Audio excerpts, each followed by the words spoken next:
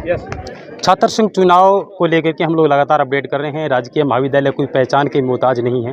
हनुमानगढ़ जिले की बात की जाए तो सबसे बड़ा ये दूसरा महाविद्यालय होना भी चाहिए, क्योंकि लोकतंत्र, सबसे खूबसूरत लोकतंत्र की अगर बात की जाए तो ये है कि दो उम्मीदवार आपस में चुनाव लड़ रहे हैं। एक एबीवीपी की तरफ से है, दूसरा स्टूडेंट फेडरेशन ऑफ इंडिया व अम्बेडकर संघ के संयुक्त रूप से उम्मीदवार राहुल गुद्दारा को मैदान में उतारा है। ऐसे में सोनम बेनीवाल की चर्चा हाल ही के अंदर सोशल मीडिया पे कुछ ज़्यादा ही चल रही है। कहा जा रहा है कि इनके पिताश्री है वो बाकायदा फौजी है, यानी कि देश के जवान हैं और देश की सुरक्षा के लिए उन्होंने नौकरी भी की है। तो ऐसे में सोनम अध्यक्ष पद की जो उम्मीदवार है एबीवीपी की तरफ से, अखिल भारतीय विद्यार्थी परिषद की तरफ से, तो मैं उनसे बात करना चाहूँगा, इनके परिचय दर्शकों को देना चाहूँगा। सोनम, सबसे पहले तो हमारे चैनल में बहुत बहुत स्वागत और अभिनंदन। बहुत बहुत धन्यवाद आप सभी का कि आप सभी अपना कीमती वक्त निकाल करके यहाँ इंटरव्यू लेने आए। जी सोनम, सबसे पहले तो दर्शकों को जरा बताइए अपनी क्वालिफिकेशन के बारे में।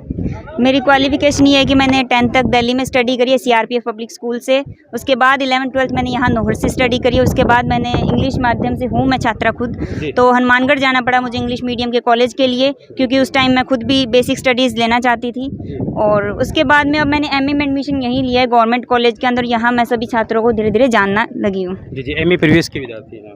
यस जी सोनम, मेरा सवाल ये रहेगा, अक्सर चुनाव आते रहते हैं, जाते रहते हैं, और चुनाव छात्र राजनीति यहीं से शुरू होती है। बाप एक फौजी है और बेटी एक अच्छी वेल क्वालिफाई है, लेकिन चुनाव का कैसे सोच रही है? मैं मानती हूँ कि पापा फौजी हैं और मुझे भी उन्हीं की डायरेक्शन में जाना चाहिए। मैं फ़िलहाल यूपीएससी की तैयारी कर रही हूँ। यूपीएससी के अंदर जाने के बावजूद भी मैंने ये राजनीति का इसलिए सोचा है क्योंकि यूपीएससी कल को अगर मैं आईपीएस ऑफिसर बनती हूँ तो वहाँ पर भी मुझे लोगों के मुद्दों को ही सॉल्व करना है। तो क्यों ना मैं आज से ये चीज़ें करनी सीख जाऊँ। तो इसी के लिए मैंने एक्सपीरियंस होने के नाते मैं ये राजनीति को मैंने चुना है। जी मैडम, एक आपसे सवाल मेरा सीधा और स्टिक रहेगा। एनबी गवर्नमेंट महाविद्यालय की प्रमुख कोई ऐसी समस्याएं बताइए मुझे। आप चुनाव लड़ रहे हैं, अध्यक्ष पद के उम्मीदवार हैं, जिनके आधार पर आप लोगों से वोटों की अपील कर रहे हैं कि अगर आप मुझे अध्यक्ष पद के उम्मीदवार बनाओगे तो आपके लिए लड़ाई में विधानसभा तक, और अगर सबसे दूसरी बड़ी पंचायत की बात की जाए तो जिला परिषद या फिर विधायक महोदय या फिर अन्य लोगों से मैं संपर्क करके वो समस्याओं को सॉर्ट आउट करूँगा। जी देखिए, तो समस्याएं तो बहुत है। मैं गांव-गांव जाकर के डोर टू डोर कैंपेनिंग कर रही हूँ। छात्रों से मुझे समस्याएं सुनने को मिली हैं, जितना मैंने एक्सपीरियंस किया है। और यहाँ 2018 के अंदर हमारी एबीवीपी की सरकार बनी थी, जिन्होंने यहाँ पे पेंट भी यहीं पे तभी करवाया लास्ट टाइम, ठीक है। और यहाँ पे कॉमन रूम गर्ल्स की व्यवस्था बैठने की वो हमारे एबीवीपी के ही संगठन के द्वारा करवाई गई है 2018 में। 2019 से जब से उनकी सरकार आई है, एसएफआई या जिन मैं पार्टी का नाम ले रही हूँ, लेकिन बुरा मत मानिए, लेकिन जब से उनकी आई है सरकार, उन्होंने यहाँ पे कह देना एक पत्ते नाम की कोई व्यवस्था नहीं करवाई है इस कॉलेज के अंदर। तो मैं ये चाहती हूँ अगर आप हमें वोट दें तो यहाँ पे लाइब्रेरी की व्यवस्था करवाई जाएगी अच्छे से। यहाँ पे खेल कूद के ग्राउंड को अच्छे से सुधारा जाएगा ताकि लोग सेंट्रल लेवल पे, स्टेट लेवल पे जा करके हमारे कॉलेज का नाम रोशन करें। यहाँ पे जितने भी टीचर्स रिक्त स्थान पे हैं उनको भरा जाएगा। और आज मैं गई थी गाँव बिडबिराना के अंदर, वहाँ पे एक छात्र ने कहा कि फिजिक्स मैथ्स की क्लासेस नहीं लग रही हैं, एमएससी के अंदर कोई टीचर नहीं है, तो उनको उनके टीचर्स भी उपलब्ध कराए जाएंगे। तो उपलब्ध तभी होंगे ना जब छात्र हमें वोट देंगे। तो मैं उनसे यही अपील करती हूँ कि विश्वास रखें, इस बार एबीवीपी को वोट ज़रूर दें। मैडम, मैं आपसे एक और क्वेश्चन करना चाहूँगा। ये समस्या जो है दुरुस्त करने की जहाँ तक बात आती है, मैं भी इस विद्यालय का 2012 का विद्यार्थी रहा हूँ। दरअसल बहुत बड़ी समस्या है, 10 सालों से अभी तक कोई भी सरकार क्यों ना आई, इसमें एबीवीपी भी 3 साल रही है, इससे पहले स्टूडेंट फेडरेशन ऑफ इंडिया का भी पूरा पैनल रहा है, लेकिन जो टीचिंग लाइन की जो व्यवस्था है, लाइब्रेरी की जो व्यवस्था है, ग्राउंड लेवल की जो व्यवस्था है, अभी तक सुधार नहीं हो पाया। तो सोनम बेनीवाल के पास ऐसा कौन सा उपाय रहेगा?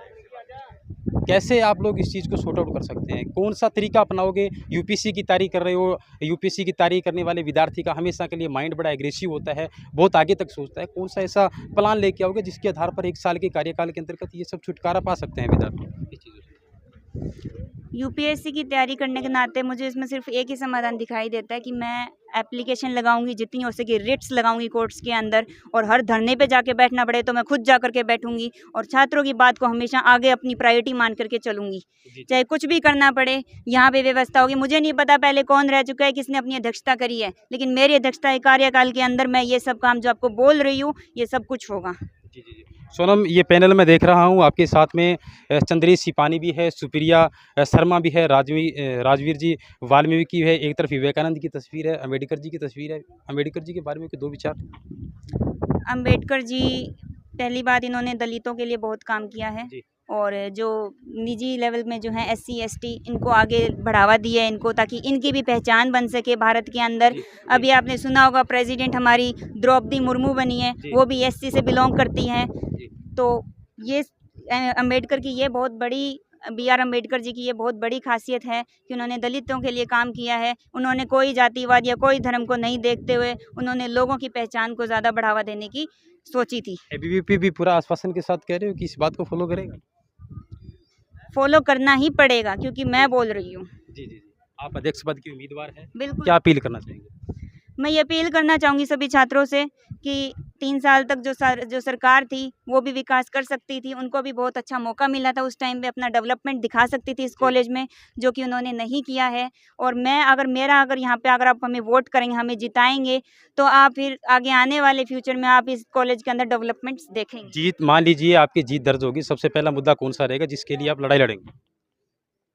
दोबारा बोल सकते हैं, क्वेश्चन समझ नहीं आया। अगर मान लीजिए छात्र हितों की लड़ाई करने के लिए आपको छात्रों ने विजयश्री दिलवा दी, तो सबसे पहले मुद्दा कौन-सा रहेगा, जिस पर आप विशेष रूप से काम करेंगे?